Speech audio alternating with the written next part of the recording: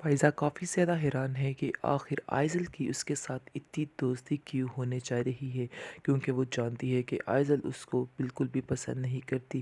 لیکن ایسی کیا وجہ ہے جس کی وجہ سے آئزل اس کی طرف مائل ہو رہی ہے اور اس کو بار بار اپنے گھر میں بلا رہی ہے، کیونکہ وہ جان چکی ہے کہ ارسا کو اس سے سخت نفرت ہے اور وہ سخت اس سے آوازار ہوتی ہے۔ وہ جب بھی گھر آتی ہے تو وہ طرح طرح کی باتیں کرتی ہے جس کی وجہ سے ارسا کا موڈ خراب ہو جاتا ہے۔ یہی بات آئزل کو بہت پسند آئی کمال ہے۔ جیسے ہی آئزل کو دیکھتا ہے اور اس کی دوستی دیکھ کر کافی زیادہ حیران ہوتا ہے اور اس کو آ کر کہتا ہے کہ مجھے تمہارے ان دوستوں سے ملنا بالکل بھی پسند نہیں ہے۔ آگے سے وہ کہتی ہے کہ آخر ان دوستوں میں کیا برائی ہے۔ اس پر وہ کہتا ہے کہ بس میں نے تمہیں سمجھا دیا ہے کہ تم آئندہ سے ان لوگوں کے ساتھ نہیں ملو گی۔ مجھے وہ لڑکے ایک آنکھ نہیں پاتے ہیں جن سے تم دوستی کر کے بیٹھی ہوئی ہو۔ جس پر وہ کہتی ہے کہ اگر آپ اپنی مرضی سے زندگی گزار سکتے ہیں تو مجھے بھی پورا پورا حق ہے کہ میں بھی اپنی مرضی کے ساتھ اپنی زندگی کو گزار سکوں۔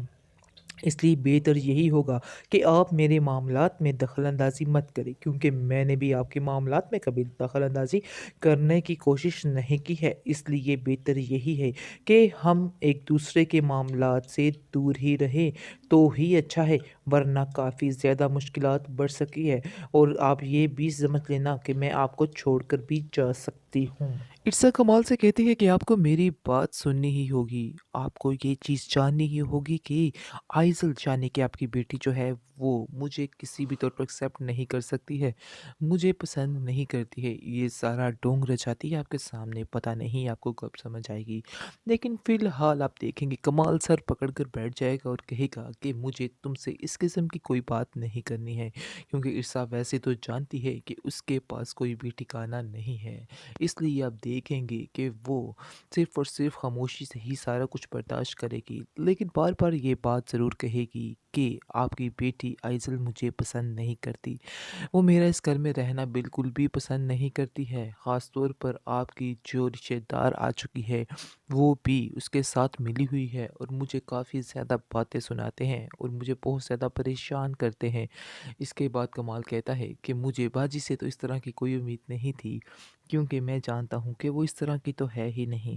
بہرحال اگر کوئی بات میں نے اس طرح کی دیکھی تو میں ضرور منع کروں گا۔ تم پریشان مت ہو اور تمہیں پریشان ہونے کی ضرورت بھی نہیں ہے۔ اس کے بعد آپ دیکھیں گے کہ ارسا جو ہے بڑے ہی ٹھاٹھ کے ساتھ اپنے گھر میں جاتی ہے اور جا کر صاف صاف سب کو کہہ دیتی ہے کہ میرے سے الجھنے کی کوئی بھی ضرورت نہیں ہے، میں ادھر کمال کی مرضی کے ساتھ آئی ہوں اور میں ادھر ہی رہوں گی۔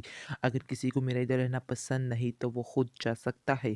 یہ سب باتیں سن کر ان کو اور زیادہ غصہ آتا ہے اور وہ دونوں پارٹی جو ہیں گینگ پارٹی وہ اور زیادہ اچھلتی ہیں اور زیادہ باتیں بناتی ہیں اور کہتی ہے کہ تمہاری ہمت کیسے ہوئی، تمہاری اس قدر زبان ہے، تم شمس آپا کی جگہ لے ہی نہیں سکتی ہو، یہ بات تم اپنے ذہن میں رکھ لو، تم 4 دن کی مہمان ہو، تم بھی ادھر مہمان بن کر ہی رہو، کیونکہ ایک ٹائم آئے گا کہ ہم تمہیں ادھر سے چلتا کریں گے، پھر تم یاد رکھو گی کہ ہم نے صحیح کہا تھا یا نہیں کہا تھا، اس لیے بہتر یہی ہے خاموش رہو۔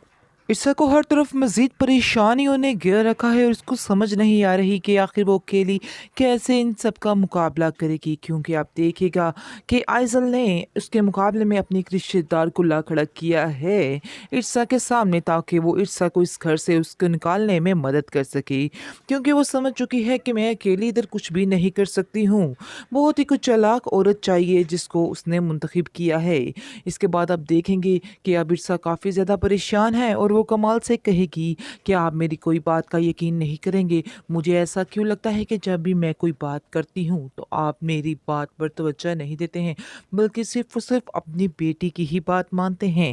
اس پر وہ کہتا ہے کمال کہ تمہیں شرم آنی چاہیے، تم بات بات پر آئزل کو اندر کیوں لے کر آتی ہو، مجھے یہ بات بالکل بھی پسند نہیں ہے، کیونکہ آئزل کے منہ سے جب بھی میں سنتا ہوں تمہارے بارے میں بہت اچھے الفاظ سنتا ہوں اور مجھے تم سے یہ باتیں سن کے بہت زیادہ تکلیف ہوتی ہے، اس لیے تم اس باتوں سے اوائڈ کرو تو ہی بہتر ہے۔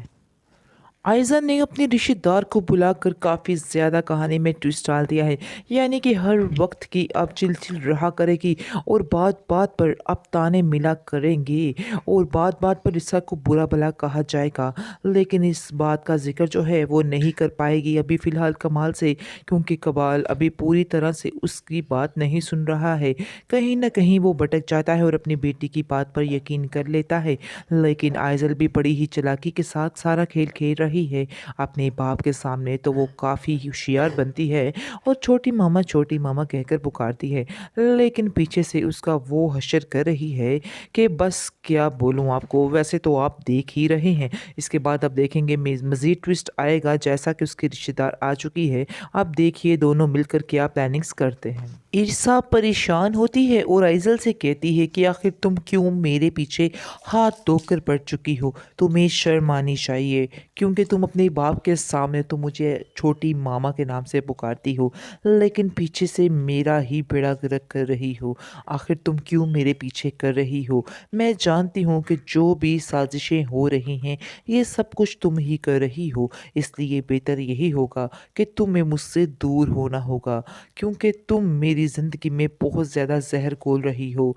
आगे से वो कहेगी कि मेरा मकसद ही यही है, जब तक तुम्हें इस घर से निकाल नहीं लूँगी, मुझे सुकून नहीं मिलेगा।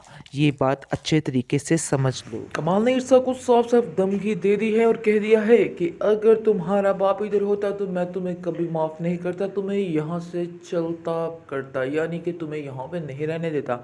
लेकिन हम देखेंगे कि वो उसके बाप की वजह से खामोश हो चुका है, क्योंकि वो जानता है कि ईर्षा का और कहीं ठिकाना है ही नहीं, जिसकी वजह से मजबूर ही उसको उसके साथ ज़िंदगी गुजारनी पड़ेगी।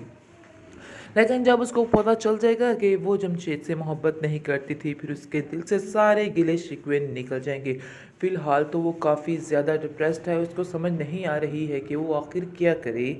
इसके बाद मज़ीद आप देखेंगे कि इस टेंशन की वजह से वो बार बार अब उससे ईर्षा से लड़ना शुरू कर देता है और ईर्षा को कहता है कि क्या आखिर तुमने ड्रामा पकड़ा हुआ है। ईर्षा भी अब इस बातों से तंग आ चुकी है, उसको भी समझ नहीं आ रही कि वो क्या करे। अब वो कहेगी कि मैं आपको बार बार यकीन नहीं दिला सकती हूँ, आप चाहे जो मर्जी कर लें। ईर्षा कमाल से कहेगी कि आप जैसा समझ रहे हैं वैसा कुछ भी नहीं है। अगर आपके दिल में कोई भी बदगुमानी या कोई भी परेशानी है तो आप मेरे बारे में निकाल दें। यानी मैंने कभी भी जमशेद को किस बुरी नज़र से नहीं देखा है। अगर मैं चाहती तो मैं कुछ भी कर सकती थी, लेकिन मैंने ऐसा कुछ भी नहीं किया है। बेहतरीन ड्रामा सिल्वर के इस एपिसोड में आप देखेंगे कि जमशेद जो है वो कह तो चुका है कि वो कभी भी ईर्षा से नहीं मिलेगा और ना ही उसका ध्यान दिल में लाएगा। आगे से उसकी बहन बानो कहेगी कि तुम नहीं समझ रहे हो कि ये तुम्हारे लिए बात कितनी मुश्किल है, तुम आखिर कैसे ईर्षा को भूल सकते हो। इस पर वो कहता है कि मैं ईर्षा की खुशी के लिए कुछ भी कर सकता हूँ, चाहे जो मर्जी हो जाए। इस पर वो कहती है कि मैं ये तो बात जानती हूँ कि तुम कभी भी ईर्षा को नहीं भूल पाओगे। आगे से कहेगा कि नहीं, मैंने अब ये चीज़ ठान ली है कि मैं ईर्षा की खुशी के लिए ये सारा कुछ करने को तैयार हूँ, चाहे जो मर्ज़ी हो जाए। इसके बाद आप देखेंगे कि बानो कहेगी कि मुझे ऐसा लगता है कि जैसे मुझे ईर्षा से ताल्लुक़ ख़त्म करना होगा, यानी कि इस हमारी वजह से उसके घर में कोई भी मुश्किलात ना आए। इसलिए बेहतर यही होगा कि अब हम ईर्षा से सारे ताल्लुक़ तोड़ लें, उससे कोई वास्ता कोई ताल्लुक़ ना रखें। इस पर जमशेद कहेगा, हाँ मेरा भी यही मानना है, हमें ऐसा ही करना चाहिए, क्योंकि जब तक हम उसके साथ रहेंगे, उससे बातें करते रहेंगे, वो कहीं ना कहीं उसका मेरे बारे में ख्याल आता ही रहेगा।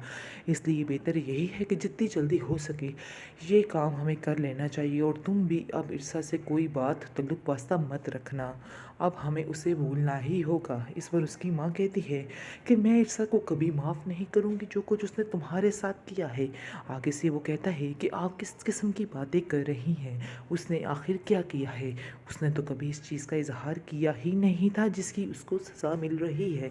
इसलिए बेहतर यही होगा कि आप लोग ईर्षा के बारे में जो कुछ सोच रहे हैं वो दिल से निकाल दें, ऐसी तो कोई बात नहीं है। वो दिल ही दिल में सोचता है कि मैं ईर्षा को एक और मौका दूंगा और उसको आजमाऊंगा, क्योंकि मेरी भी तो एक पास था। तो क्या मैं इस पास को भूल सका हूँ या अपनी बीवी को पहली को भूल सकता हूँ? नहीं भूल सकता। इसलिए मैं उम्मीद यही करूँगा कि ईर्षा जो है वो सिर्फ़ और सिर्फ मेरी ही रहेगी और किसी का उसकी ज़िंदगी में कोई अमल दखल नहीं होगा।